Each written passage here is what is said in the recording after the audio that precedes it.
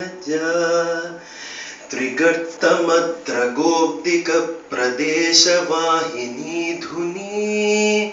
स्रवेत्स्वसुसमास्रवस्य संस्रवस्य सायिनी नमामि शैलजामिरावतीं दृशत्प्रसादितां गिरीन्द्रशृङ्गसम्भवां प्रतीच्य देशपावनीं नवस्य स्थानके प्रवाहिनीं सरिद्वरां शुभां त्रिगर्तदेशपालिनीमहं सुरीं मुहुर्मुहुः अमर्त्यकृत्यदित्यपत्यहत्यति च कृत्तिका सुताय पञ्चवाहमध्यभूतया सुतो यया गणो गुहाय सम्प्रदत्त एतया प्रशस्तया भुवस्तु भूरि तीर्थ भूरि पल्लिवल्लियातया त्रिगर्तदत्त नीरचारुतीरजीरवारये पुरूरवो मनोहराभिरूप दिव्यमूर्तये प्रणीतपुण्यवेणये च चन्द्रभागया समम् हिमाद्रिसृष्टमद्रभद्रसार्द्रवायवे नमः पवित्रसेभ्यवारिचम्पया पुरैधितश्रियः त्रिगर्तमद्रगोब्दिकाः सदाप्नुवन्ति मानवाः वृताभिमानि वह्निपुत्रधिष्णुसंश्रितर्तयोः उदग्रशैलराजमध्यभागवर्त्मसंस्थितेः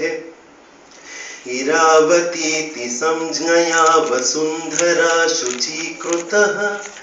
प्रपन्नचान्द्रभागजीवनोच्छ्रुतेर्महाधुनेः द्विपो निसृष्टसङ्क्रमध्वनेः प्रयाणवाहनः प्रदत्तसंश्रितेश्च रूपधाररूपि विष्णवे सुदास इन्द्रवारितं नृपस्य मज्जनं पुरा पुरन्दरोद्धृतारिक्लुप्तकूलभेदसंप्लुतौ विपश्चितो त्रिनामकस्य चाश्रमोज्ज्वलीकृति पुराणवेदसुप्रसिद्धसार्वकालिकश्रुतौ इरावती त्रिगर्तदेशतो यदे महाजले सुनिर्मले फलप्रदात्रिमद्रसीमकल्पिके परुष्णि पर्वतेशजेम्बगोब्दिकप्रवाहिनि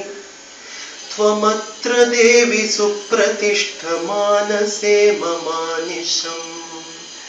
परुष्ण्युपासनानिमित्तमेतदष्टकं सकृन् नरेण येन सोऽस्मिते यदि प्रबद्धमत्र वै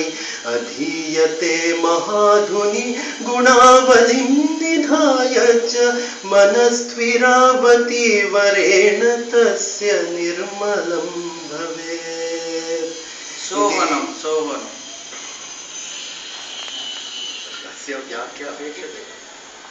This is a hymn to the river called